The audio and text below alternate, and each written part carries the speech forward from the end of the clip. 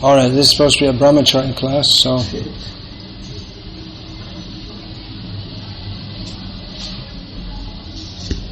I'll just read a few lines.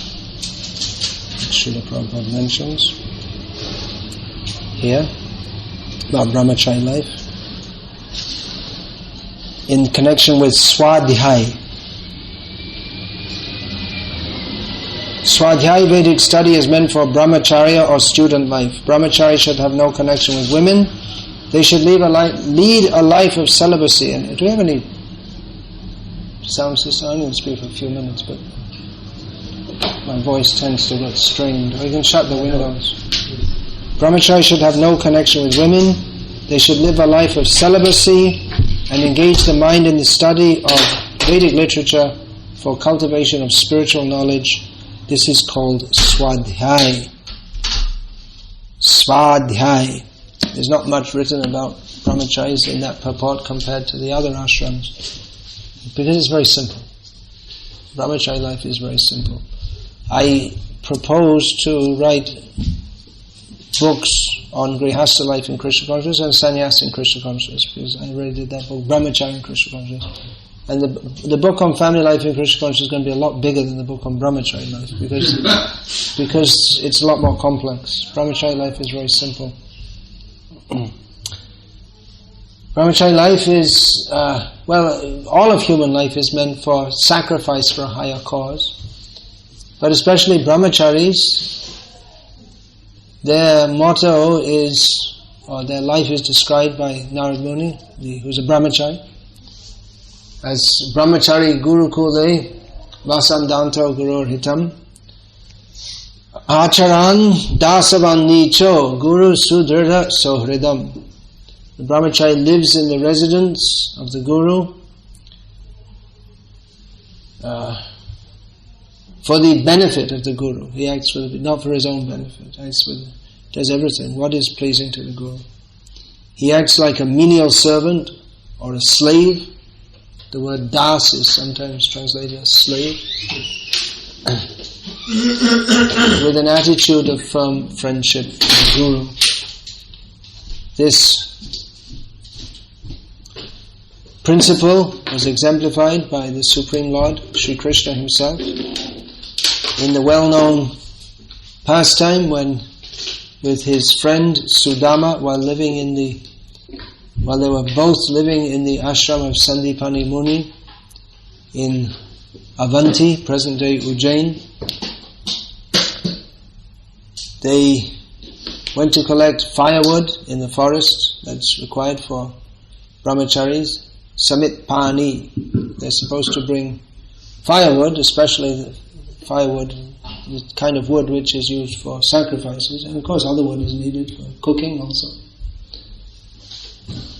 One is supposed to approach the Guru with. Can you stand for our microphones? No, it's okay. Samit. Samit means wood suitable for sacrifices. A particular kind of wood. It's not that you can. Of course, it's sometimes done. The orange boxes are broken and made into the fire for the yagya, but it's actually supposed to be a particular kind of wood. So they were going to collect the wood, and in the meantime a great storm broke out, and they were stranded all night in the cold, and Sandipani Muni was very pleased with them. It must have been very difficult for young boys in the frightening forest in which there are wild animals and snakes and the thunderburst. Well, not just a thunderburst. Lord Krishna described later on, he described to Sudama that it was like the rain was like the devastation at the end of the universe. It was so serious.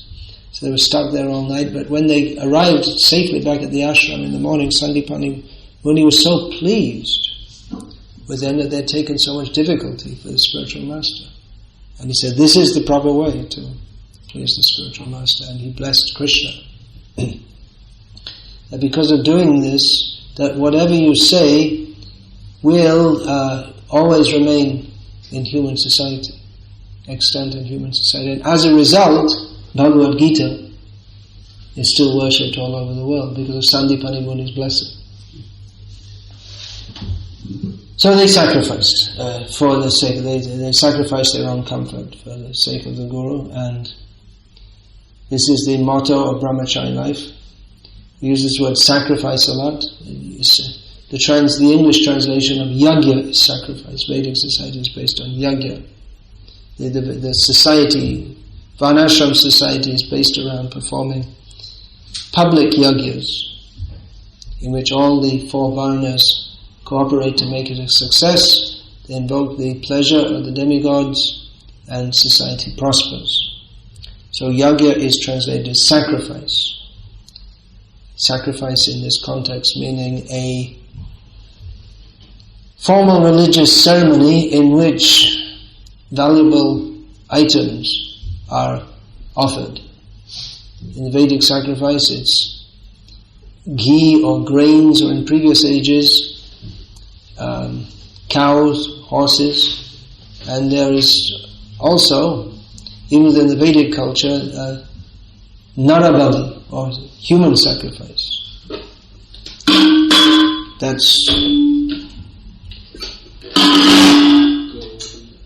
That's done not.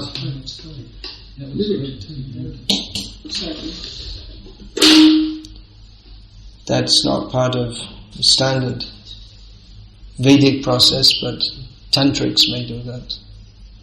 Offer human beings, and that's in different parts of the world also. In South America, that was also going on, and it's rumored that sometimes it still goes on today in India, maybe.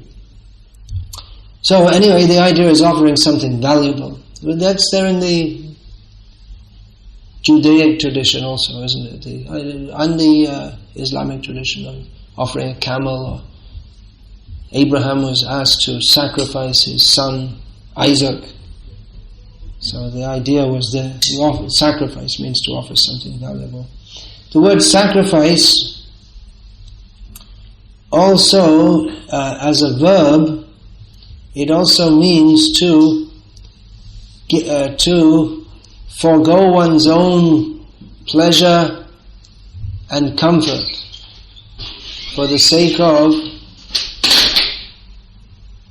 benefiting others, or for the sake of a higher cause. So you could say someone sacrificed his life for the sake of his country. So Brahmachari life is very much about this kind of sacrifice. Not considering one's own personal comfort, but taking all kinds of difficulties for the sake of the higher purpose, the higher mission, which is spreading Krishna consciousness. Especially if we're talking about brahmacharis in the modern age, or even traditionally, brahmacharis, they didn't live comfortably. They lived very austerely. Their purpose was for developing higher consciousness. Because generally, comfortable living and high consciousness don't go together very well. Therefore we have Hiranyakashipu. Gold and bed. So the bed is meant for sleeping and sex indulgence. And gold is meant for facilitating, in the eyes of demons like Hiranyakashipu, is meant for facilitating all kinds of sense gratification. So the simple austere life is generally recommended for developing higher consciousness. It doesn't in and of itself give rise to higher consciousness, but if one's aim is fixed on developing higher consciousness, and one is guided in that way, and for that purpose forgoes material comfort, that will be conducive for developing higher consciousness, for becoming detached from sense gratification. So sacrifice is required, and definitely to spread this Krishna conscious movement all over the world, it requires sacrifice.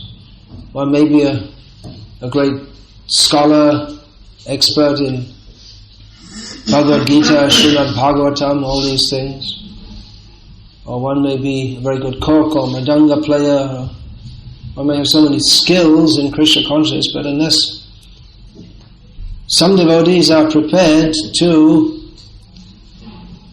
take the difficulty of moving within the world for the sake of presenting Krishna consciousness and demonstrating Krishna consciousness within it, then the Krishna consciousness will not spread. That's why we see that Srila Prabhupada said that sometimes he said that some of my godbrothers, they were much more austere than me and learned than me, but they didn't spread Krishna consciousness all over the world, because Srila Prabhupada he made the sacrifice of sacrificing the comfort of sitting in an ashram and being respected as an elderly senior devotee. He sacrificed the kind of respect that, and the security he would get from being in an institutional position. He could have had a room in an ashram, but he sacrificed everything to go to the West and attempt to spread Krishna consciousness. So it's with that spirit that the Krishna consciousness movement can spread. And Brahmachari is in the best position to do that, because they don't have family encumbrances. Family members also have to sacrifice, they have to work hard. It's difficult in the modern age to work and earn money and support a family. They're also sacrificing. That can't be avoided. But their sacrifice benefits a few people, namely their family members, and in a small way. Unless, of course, the family members are Krishna conscious. And they may also in their spare time do a lot of service, but they don't have the same opportunity as brahmacharis do to sacrifice their time fully. Therefore, it is not at all proper for brahmacharis who are being supported by by grihastas, who are sacrificing, working hard to earn money, and they donate to maintain ashram. So it's not at all appropriate that brahmacharis who live in the ashram simply live comfortably in the ashram at the expense of grihastas who are working very hard. So the ashram, of course, we're not saying that there should be beds of nails or any such thing, or that there should be deliberate arrangements for discomfort. But brahmacharis, they have to do the service that is required of them, do the needful, as Srila Prabhupada said, means going out and preaching and deity worship. All kinds of service require various kinds of sacrifice. Sometimes devotees say about the sannyasis, they're working so hard, they're traveling all over the world. That's the nice people. Some people say less charitable things about them.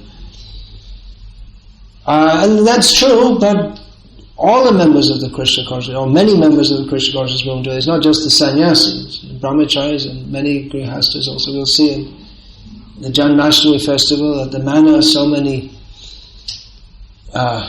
well-to-do people, actually. Some well-to-do businessmen are sacrificing their time, and for them time is money, and working throughout the night, for many nights, to arrange the program at the manor. So the Krishna consciousness movement is meant for Sankirtan Yagya. It is Sankirtan Yagya, and it can only run on sacrifice. It not just simply by theory and philosophy and talking, but actually people have to go out and do the work, set up the tents for the Janmashtami. Simply by philosophizing, the tents are not going to go up, the prasad isn't going to get cooked, and no one's going to distribute it. So this is required, and there will be difficulties, and sometimes you'll come in. What time did you come in at last night? It was after 11 o'clock, I know, because midnight. Yeah, because I was up at 11. I took rest before that, but I got up and I saw you still weren't there. So these things will happen, and again and again and again, and they may go on throughout your whole life. But that is actually the way to attract the mercy of Guru and Krishna. Simply by living comfortably, one cannot do so. The body will be burned out. From time to time, the mind may feel burned out also. But by doing that, Krishna is pleased. Just like Krishna and Sudama, if they hadn't gone into the forest, said, "Hey, look, there's a storm coming up," and okay, never mind, let's just stay behind. We have a good excuse. If they had come back and said, "Look, we didn't get the firewood, or we didn't get enough because there's a big storm coming up," we would have been, okay, all right, acceptable. But anyway, they went out and they got caught in the storm, and Sandipani Muni was very pleased with them. And by his pleasure, Krishna, his words became so much worshipped in human society. Bhagavad Gita. So it's worth it. We don't complain, don't moan, don't groan. Just go out and pick the bone. That's one of that's Guru Kripa saying. How Vrindavan temple was built. He had devotees out collecting by means fair and foul, mostly foul. Anyway, he got the Vrindavan temple built, and Srila Prabhupada was pleased with that. And Guru Kripa Prabhu, despite his, I don't know if you know, even know the name now, there used to be, everyone used to know in ISKCON, Guru Kripa, yeah, legendary.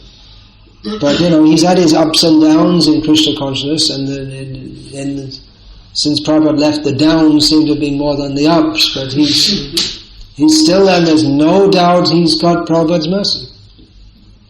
There's no doubt. So, of course, it's better to remain directly on the path of Krishna consciousness without having such serious down and out experiences. But that spirit to sacrifice for Krishna, that will please Krishna. And at the end of life, nothing else matters. It doesn't matter whether you had nice Mahaprasad every day, or whether you had a nice comfortable bed. These things, in fact, these things will be like a curse. If we have any motive to be Krishna conscious, at the end of life we'll curse ourselves. That why didn't I do like that? The troubles, the difficulties that we take to serve Krishna, even though they may be very minor, we can't imagine what Srila Prabhupada went through to spread Krishna consciousness all over the world. But whatever, we should try our best. That doesn't mean we have to push us. What I mean to say is that we should be see the longer term also. I mean, we could decide just to serve 24 hours a day non-stop. And we used to see that in the early days of the movement, that some devotees, they would give up sleeping practically and eating for a few days, and they'd do a lot of service, and then they'd sleep for a long time because they're physically incapable of doing that. But it's also a good idea to have some kind of pacing oneself, so that the body doesn't prematurely break down, as we're seeing with many of our sannyasis in ISKCON at the present time. Many of them have serious health problems, and it could be postulated that if they haven't taken so much strain previously, then they wouldn't have so many health problems. Of course, it could also be postulated that the Krishna consciousness movement would be in worse shape than it is today, or it wouldn't have spread as much as it has done. So how to keep the balance? Often devotees ask this, how to keep the balance? Well, there is really no balance, because even if you try to keep it balanced, there's always something that comes up. Just like all of a sudden you get a phone call from the airport, help! And you have to go out in the middle of the night. And what can you do? And then the next day you have to go on with your service. It's just like the pujaris at Janmashtami, they're working, they're doing service up to about 2 o'clock in the morning, and others may think, I'm going to sleep late the next one. But for the pujaris, Mangalati as usual. And the day goes on, there's no break for them, especially if there are not enough pujaris, which is the case in almost all temples of ISKCON all over the world. So usually we go toward more strength, which is better actually, rather than more comfort. Some pacing or some consideration of how to not unnecessarily wantonly strain the body. If we know that, for instance, if I know that, well, I have to give a lecture tomorrow morning, it wouldn't be a very good idea to eat a big meal at night, unless we have a good digestion.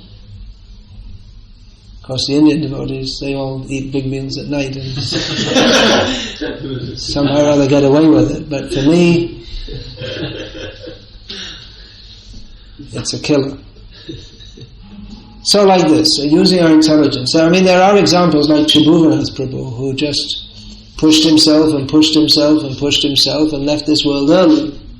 And that's a glorious example, in one way. And another way, we wish he was still here. Of course, some people they don't wish he was still here. But the Tribhuvanath Prabhu was glorious for his sacrifice. If he'd have led a comfortable life and lived to be 80, that would also be nice. I mean, not so pushing or just chanting, doing his service in a regulated way. That was also glorious. It's also good. Anyone who serves Krishna in any way, seriously, that's good. But if he hadn't made that sacrifice, then so many festivals and so much preaching in so many places wouldn't have taken place. To do what he did, for instance, that wouldn't have taken, it couldn't have happened. And the others who sacrificed for him, and the devotees who are going on even after his passing away at his request, they wouldn't have done that if it wasn't for his example.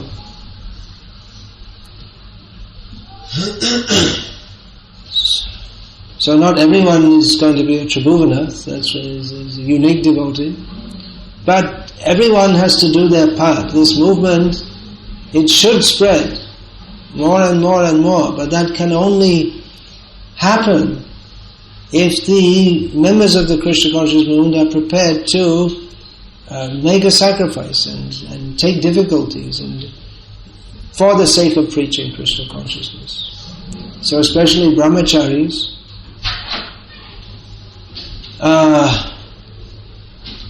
they should be fully in this spirit. There used to be, under two temple presidents ago, I don't know if they still have this, but there used to be something, everyone has to perform minimum 6 hours service. There's like rules and regulations for the temple. Those who are living in the temple, there's no minimum 6 hours, 24 hours. Generally at night you sleep, but if required you have to get up and do something. It's not normal, but the cook suddenly got fever and then someone has to cook. Can you cook? No, I already did 6 hours. There's no question for a brahmachari. There's no question of limitation on his hours of service. Of course we don't, like I say, we don't push people so that they don't have to, or rather we like to see the brahmacharis engaged in study and regulated life as far as possible, but the spirit should be there to, as Srila Prabhupada said, do the needful. So that's all I'm going to say now, because I also have needful things to do. 100 pounds. Find them. You should make a rule like that, actually. I heard I got fined this morning. What are we going to do with you? You don't have any money, you're a brahmachari. Community service. Hey, what are the punishments? Clean the toilets. Well, that's a blessing for the devotee. It's very difficult to punish a devotee. You say that no prasadam. That's about the worst punishment. But then that's also, how can you deny a devotee prasadam? Alright, any questions for a few minutes? What's the time, please? 10:11. Oh, yeah, okay. Alright. Anything? There are a lot of notes there. You got to remember all that? No, that's why I wrote it down. You don't have time to review all of that? Okay, any question? Quick. Maharaj, quite often I experience that I know the right thing to do. But you do the wrong thing anyway. Is it? Well, that's straight Bhagavad Gita. Kena yukta, what is that? Atak kena prayukta yang papam charati purushaha anichan api varshayam balandi vandiyojita. What's the translation of this verse? Who spoke this? Arjuna. Why do we do things against our will? Even though we know it's wrong, why do we do it as if by force, the wrong thing? And what's the answer? Kama esha, krodha esha, rajoguna samudbalaha, mahashana mahapama vidhi enamahavayanam. It's because of deep-seated lust. Or here we can take kam to mean wrong desire. It's an attitude of wrong desire. So, how to counteract that? Well, the next few verses describes that.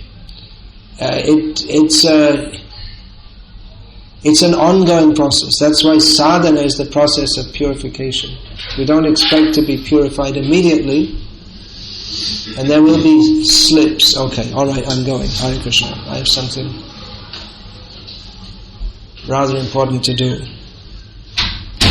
So I'm going. Hare Krishna. I have something to do with my Indian visa, which is essential to my service.